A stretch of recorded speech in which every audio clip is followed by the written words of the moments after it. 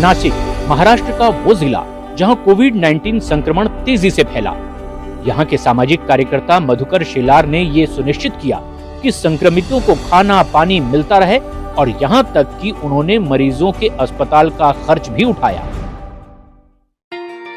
मुझे खुद कोविड हुआ, मैं खुद कोविड पेशेंट बन गया और कोविड पेशेंट बनने के बाद कोई मेरे नज़दीक नहीं आता था। फिर मैंने देखा कि मैं इतना दौड़ धूप करने वाला आदमी, सबके लिए दौड़ने वाला आदमी, मेरे नज़दीक कोई नहीं आ रहा है। अब जिनका कोई नहीं होगा उनका क्या होगा।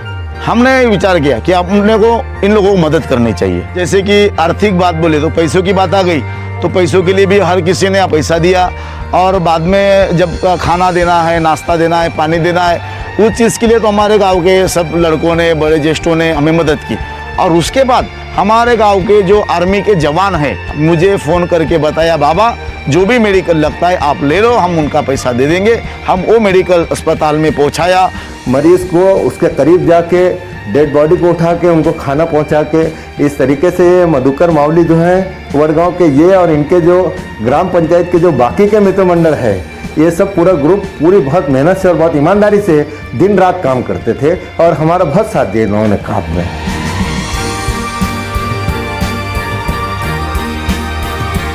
ग्रामीण भागों में बात ऐसी थी, लोगों के दिमाग में, मैंने आपको बताया कि लोगों में डर बैठा हुआ था। वो डर निकालने के लिए संजीवनी टीम ने उन लोगों को, उनके दिमाग में ये वैक्सीनेशन का जो फायदा है वो सब उन्होंने बहुत ही प्रयत्न करके हर किसी के दिल में बिठा दिया है।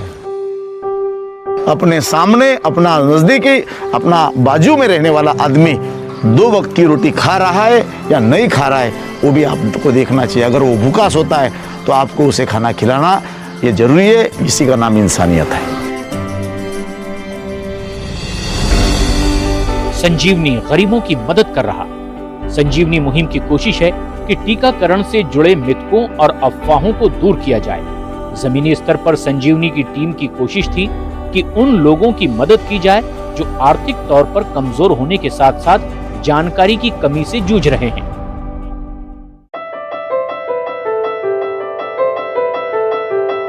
వ్యాక్సిన్ వేయించుకోవడానికి ఎందుకు రావట్లేదంటే ఫస్ట్ ఎక్కడో చనిపోతున్నారంట, దానికోసం వాళ్ళు వ్యాక్సిన్ వేయించుకోవడానికి రావట్లేదు.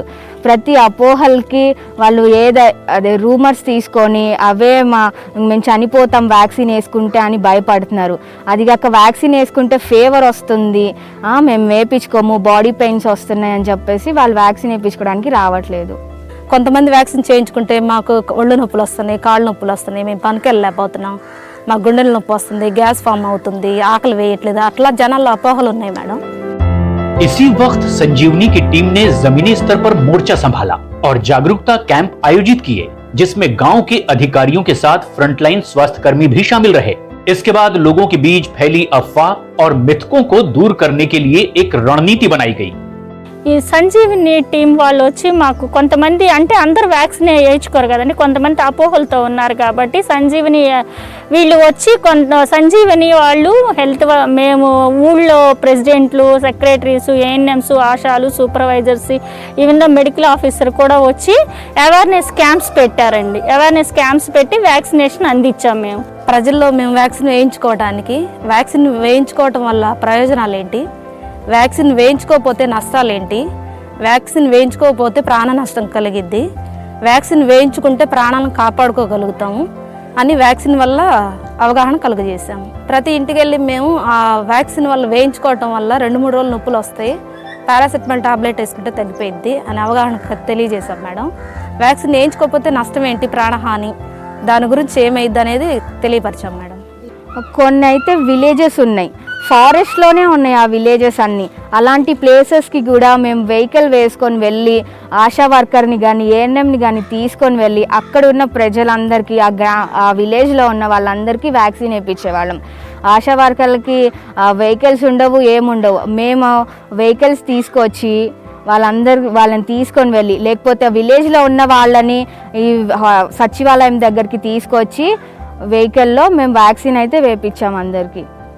जमीनी स्तर पर काम करने वाले स्वास्थ्य कर्मियों को भी संजीवनी मुहिम से फायदा पहुंचा, जिन्हें इस मुहिम के जरिए गाड़ी की सुविधा मिली ताकि वो दूर दराज के गांवों तक आसानी से पहुंच पाएं।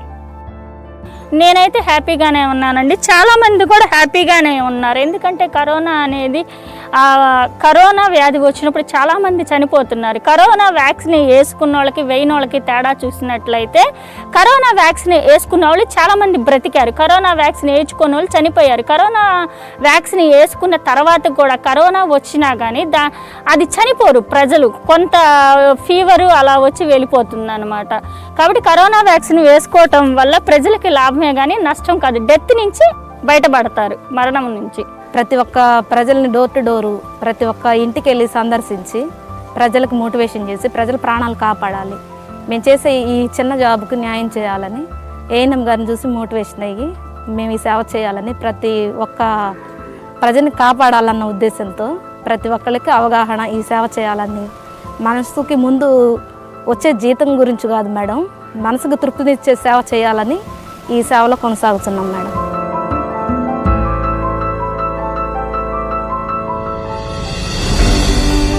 जहां ज्यादातर लोग लॉकडाउन के दौरान अपने घरों से बाहर निकलते हुए डर रहे थे, वहीं कुछ लोग ऐसे भी थे जो अपनी जान की परवाह किए बिना दूसरों की मदद कर रहे थे।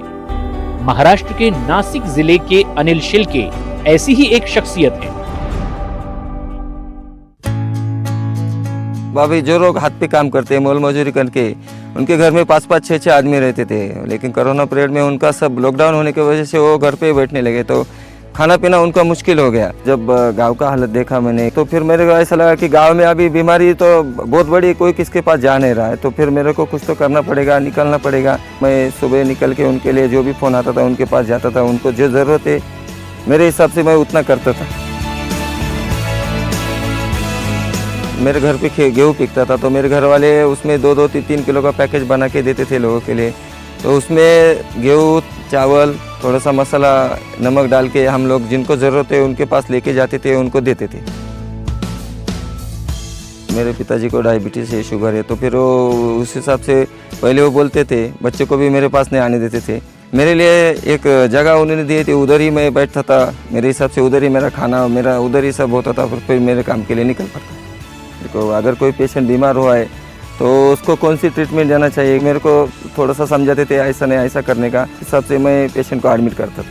पहले 50 से ज़्यादा वैक्सीनेशन नहीं होता था, तो संजीवनी यूनिट के जो लोग हैं वो बार बार लोगों के पास जाते थे, और बाद में धीरे धीरे उनको मालूम हुआ कि वैक्सीन ज़रूरी है, तो लोग भीड़ों के साथ, मतलब जहाँ 25 होती थी वहाँ 200 वैक्सीन होने लगे।